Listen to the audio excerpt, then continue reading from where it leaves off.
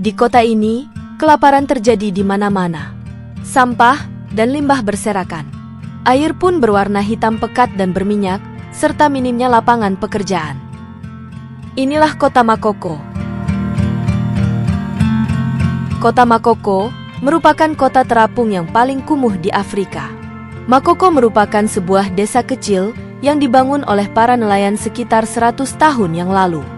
Dalam sejarahnya, pemukiman ini dibangun oleh suku Egun, sebuah kelompok etnis yang bermigrasi dari Republik Benin.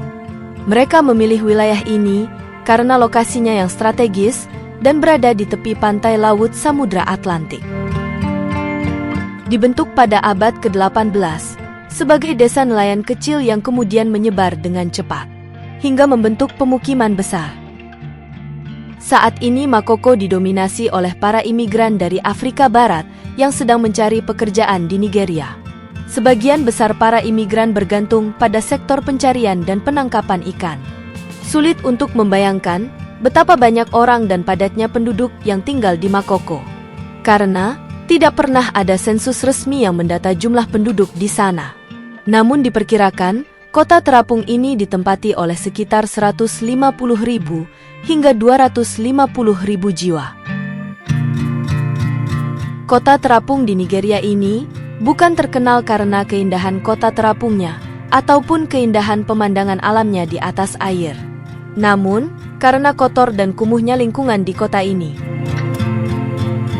Makoko dijuluki sebagai Venesia dari Afrika. Keduanya sama-sama identik dengan air, namun ketika Venesia dikenal sebagai kota air yang menyajikan pemandangan indah dan romantik,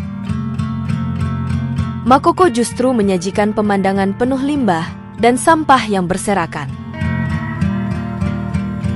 Kota Makoko tidak memiliki akses fasilitas dasar seperti air minum bersih, listrik, dan pembuangan sampah atau limbah.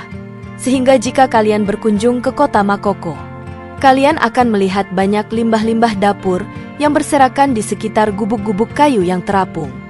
Bahkan, warna airnya juga menghitam, bercampur dengan limbah dan minyak yang menimbulkan bau sangat menyengat dan menjadi sumber berbagai penyakit. Bisa dibayangkan bagaimana mereka bertahan hidup setiap hari di tengah lingkungan seperti itu.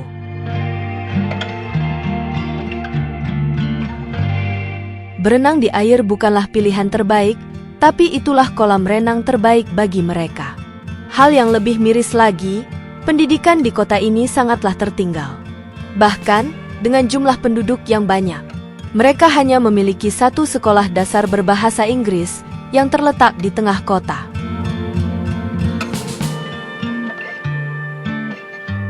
Rumah-rumah di Makoko dibangun di atas air pantai, terbuat dari kayu, bambu, dan bahan daur ulang lainnya, dengan sebuah penyangga kayu tebal yang ditanam ke dalam permukaan tanah di bawah air laut. Dan umumnya, rumah-rumah di Makoko ini dihuni oleh 6-10 orang.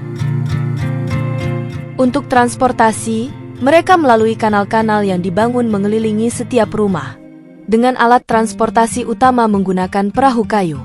Sehingga anak-anak di kawasan ini sudah diajarkan cara mendayung perahu sejak usia 5 tahun. Selain sebagai alat transportasi, perahu juga dapat digunakan sebagai pasar bagi para pedagang. Menjajakan barang dagangannya di atas perahu, mirip seperti floating market di Indonesia. Tiap rumah di Makoko tidak memiliki kamar mandi. Mereka menggunakan toilet umum dengan jatah satu toilet untuk 15 keluarga. Untuk kebutuhan air minum, mereka harus membelinya dari pedagang yang dibawa jauh dari tempat lain. Sementara itu, pemerintah setempat memang sengaja tidak memberikan air gratis untuk warga di Makoko. Karena selain dianggap hunian ilegal, pemerintah juga sama sekali tidak menginginkan warga Makoko untuk tinggal di kawasan ini. Pada Juli 2012, pemerintah Nigeria melakukan penggusuran di Makoko dengan alasan untuk kebersihan, kesehatan, dan menyelesaikan masalah pencemaran lingkungan, terutama terhadap rumah dan pemukiman yang dibangun secara ilegal, dan memberikan pemberitahuan penggusuran selama 72 jam kepada penduduk.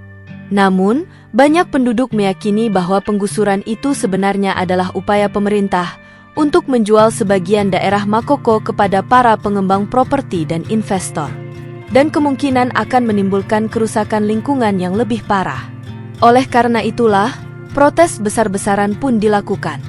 Menurut Kepala Daerah Victor Van Keck kepada CNN, pemerintah datang dengan polisi dan tentara untuk mengevakuasi masyarakat dan menghancurkan rumah mereka.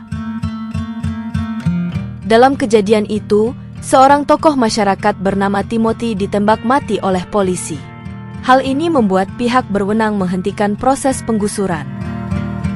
Sejak saat itu, Makoko pun menerima peringatan penggusuran yang halus, dan mereka mengawasi dengan tajam saat komunitas kota apung lainnya dihancurkan. Bahkan dalam beberapa tahun terakhir, pihak berwenang di Nigeria telah memulai penghancuran massal pemukiman kumuh tepi laut utama, dengan alasan masalah keselamatan dan keamanan.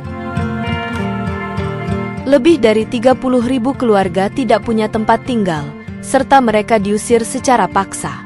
Sebuah keputusan yang dinyatakan tidak konstitusional oleh Pengadilan Tinggi Lagos pada tahun 2017. Meskipun banyak dari mereka yang kehilangan rumah masih menunggu keadilan, berbagai problematika yang ada mulai dari kumuh dan kotor, hingga masalah penggusuran.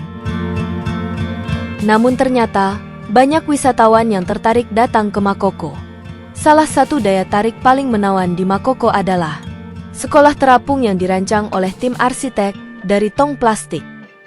Dilengkapi dengan ruang-ruang kelas yang unik dan ada taman bermain anak-anak. Bentuk bangunannya seperti prisma segitiga, memiliki 3 lantai, dan dapat mengapung di atas air, dengan dasar bangunan yang terbuat dari 256 drum plastik. Tidak hanya itu, sekolah ini juga sudah memiliki listrik yang berasal dari panel surya, dan mampu menampung sekitar 100 siswa di dalamnya. Jika suatu saat kalian berwisata ke kota Makoko, jangan heran kalau warga lokal tidak menyambut kalian dengan baik.